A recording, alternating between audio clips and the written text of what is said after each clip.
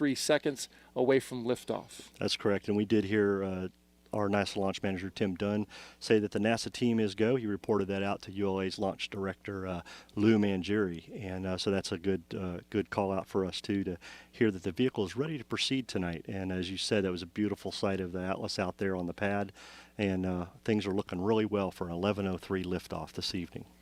And this is, you mentioned this earlier about the configuration with that one solid rocket booster on the side. Sometimes people have asked, how does that work with having one booster on the side of the rocket? Doesn't it kind of push the rocket over? Yeah, it does actually, but I will say we talked about the first stage booster engine, the RD-180. The RD-180 has a lot of control margin left that it can offset that asymmetrical setup of the one solid on the 411 vehicle. The 411 vehicle is a unique configuration that will provide a great ride for Solar Orbiter this evening, as it has done for 5 other missions in this configuration. So yeah, RD-180 takes over and works really well to make sure the vehicle gets off the pad and heads to space where it's supposed to. 2 minutes and 45 seconds until liftoff here as we get down to the final minutes of the count. The launch teams in a flurry of activity right now as they are listening in and talking to their various team members before this launch takes off. It's an exciting moment as we get down now here to the final few minutes. Talk about the teams and the activity that's going on right now. Yeah, it takes a lot of control between the teams, make sure they're all talking together. They're actually preparing their final preps of getting the tanks to flight pressures, getting all the valves in the right position, making sure avionics is ready to go, and the vehicle is all green as it continues to be topped off, and basically putting that last little bit of fuel into the tanks for Centaur and booster. And things are going well. Vehicle has to go on internal power just prior to liftoff, and so the team is continuing to work all of that as they get ready for liftoff at 11:03. Very good. And the count now going under 1 minute and 40 seconds. Let's listen in as the activity begins to pick up on the countdown net.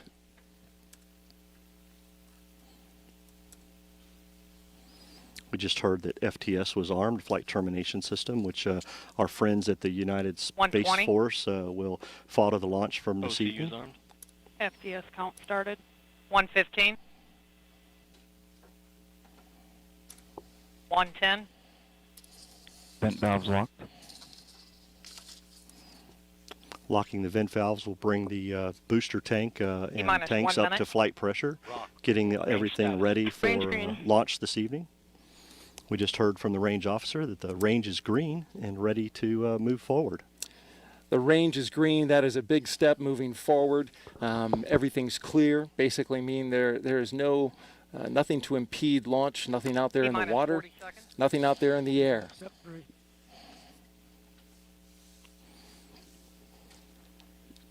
T-minus 30 seconds as we count down to the liftoff of an Atlas V rocket. 25. Status check. Go Atlas. Go Boost Centaur. Go Solar Orbiter. There you heard the final status check for booster Centaur and the spacecraft. Everything is go. And so here we go. T-minus 10 seconds. 9, 8, 7, 6, 5, 4, 3, 2, 1, 0. And liftoff of our solar orbiter and international collaboration to give us new images and a better understanding of our life-giving star.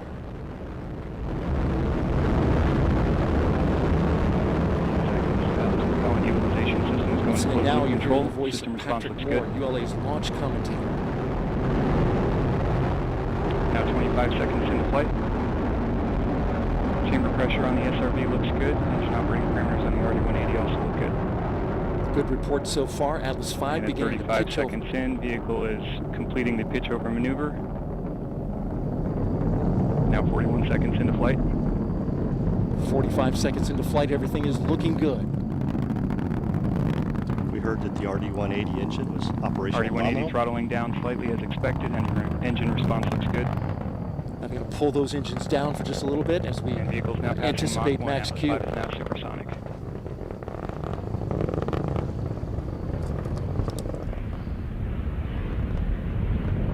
Vehicle's now passing through max Q, maximum dynamic pressure. At maximum dynamic pressure is the period of maximum mechanical stress on the rocket because it's reached its highest velocity and resistance created by the Earth's atmosphere. Back up to full thrust as expected. Made it through and they're throttling back up. And standing by for SRB burnout.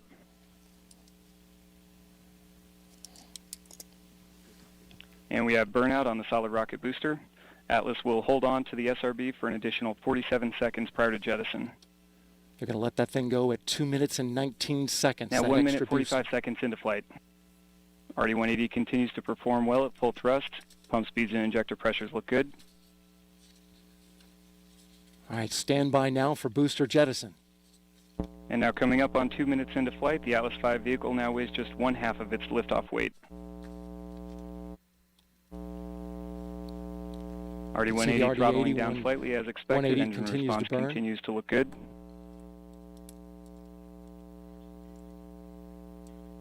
And standing by for SRB jettison shortly. Now look to your And screen. we have good You'll see it. indication There of it goes. jettison of the solid rocket booster. Atlas V has gone to Q Alpha limited closed loop steering. Vehicle body rates look good. Now the next major milestone is Now booster 2 minutes, engine 35 cutoff seconds into flight. at 3 minutes and 25 seconds.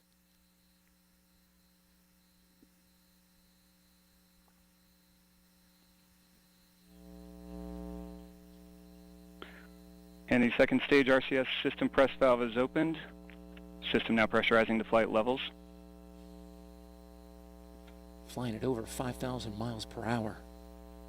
Now 3 minutes into flight, approximately 1 minute remaining until BECO. And he's talking about main engine cutoff. 1 minute. RD-180 until continues MECO. to look good. Pump speeds and injector pressures look good. 3 minutes, 15 seconds in. Right, about to cut that booster. Vehicle body rates Just a look few stable. seconds.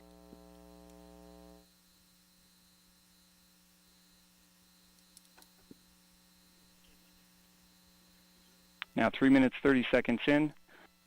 RD-180 now throttling to maintain a constant 5G acceleration limit. Engine response looks good.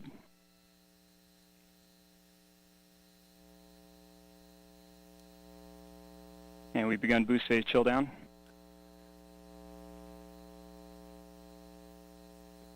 Now throttling to a 4.6 G acceleration limit. Boost phase chill down is ended. Standing by for BECO.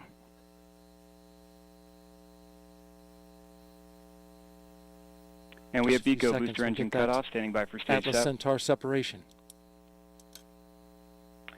And we have good indication of Atlas Centaur separation. We have pre-start on the RL-10. Standing by for ignition. Next major milestone is the payload fairing. When that comes off, We have ignition allow- and it full exposes thrust on the spacecraft. RL-10. Chamber pressure looks good. Body rates look good. That payload And fairing we have good jettison indication of payload fairing coming jettison. right now.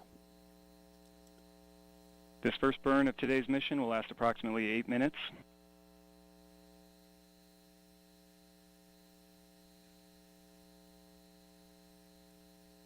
And the RCS system is now performing initial firings to warm up the RCS motor catalyst bed. System response looks good.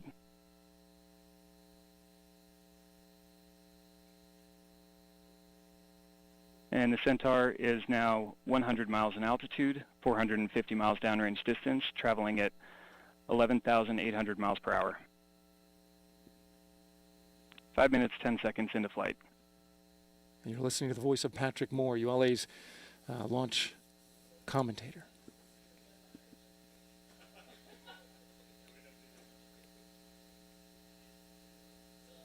Centaur propellant utilization system has gone to closed loop control.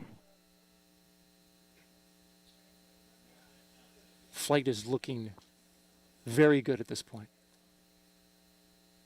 And RCS system now performing periodic firing for thermal conditioning of the system. System response looks good.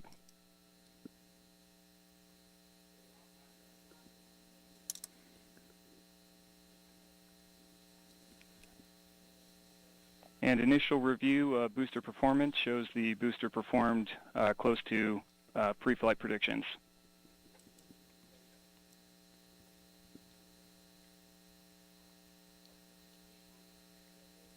So the next major milestone will be the Centaur first main engine cutoff, and we've got about I'd say 5 to 6 minutes before that. Let's bring Mick Woltman back in. What did you think about the liftoff and the flight and separation? Looked pretty good from here. Yeah, as we were listening to Patrick there, it was Centaur good to hear has all the mark performed a events. roll-optimized telemetry link. Hear all the mark events that were hit, and it seems like first stage performed very nominal, and RD1E performed very well to get the first stage and Centaur on its way. So things are looking really well on this flight. That Centaur performing thrusts of about 22,000 pounds and flying in what, Mick, has been described to me as a very exact entry into orbit. It's not going all the way around the Earth, but it does have to have a certain amount of precision because it's a partial orbit around Earth. Yeah, this first burn will get Centaur and Solar Orbiter into a semicircular orbit as we come around the Earth, and then we will get ready for our main engine start number 2, and that will get us onto our transfer trajectory orbit, or transfer trajectory to head off toward the sun. So yeah, Centaur has to perform very well on this first burn to get into that semicircular park orbit. And it's a lot of power that's needed in order to get this thing going, because she's going off into the deeper part of space, headed to the sun. Continue to see good control on the propellant utilization system. We're getting a report of good performance so far, and that's excellent news. And we are seeing RCS line temperature. The team here, Mick, talk about the reaction at this point for the launch team. We heard a little bit of a celebration behind us. Yeah, the team doesn't really get too excited here, but it is a mark event of first stage separation is important. Getting main engine start is very important too, as you said, getting Centaur on its way. The Aerojet Rocketdyne RL-10 performing very well right now on this first burn. But the team is starting to look at their data, continuing to follow the Centaur in flight on real-time data. The booster team is looking at their data after first stage separated to make sure everything performed well, doing a quick look of everything to make sure there's no anomalies in the flight so far, and so far we haven't seen anything or heard. So things are performing very well for this flight for Solar Orbiter on its way. And that's good news, certainly for our European partners who are collaborating in this effort. The Solar Orbiter plans to unlock quite a few mysteries of the sun, as we have learned in the weeks rolling up to this. There's been a lot of time and effort that the teams have put into building this spacecraft, and then, of course, preparing for launch. Many years in the making. As we listen in now, we're getting a little more of an update. So far, continues to have good flight. This orbit, you were talking a little bit about this transfer orbit. It's using a planetary assist to get to its location ultimately, right? Ultimately, once we get into our transfer orbit and Solar Orbiter's on its way to the sun, eventually they'll use the gravitational assist from Venus and to get into their orbit and trajectory heading for sun, so they can study the poles of the sun. And that, as we heard earlier from Josh, that'll be a couple years into the mission as they're doing that to maintain their trajectory and keep going. As you had said earlier, Centaur performing very well here on this first burn, and the teams are continuing to look at data and how it's performing. And you know, we're happy to be at this point in the flight, but as you said, important to our ESA friends and Solar Orbiter and NASA, we still have a long way to go for payload separation. So mission is going well so far, and we will continue to follow this and see how Centaur performs to get our payload deployed successfully. The spacecraft team certainly watching every moment of this very closely, as this is a very tense time for them, but no need to worry because at this point Centaur is taking her to the spot that she needs to go. And this Centaur, we were talking a little bit earlier, it's the last of its kind that is in flight now, but it's getting some upgrades.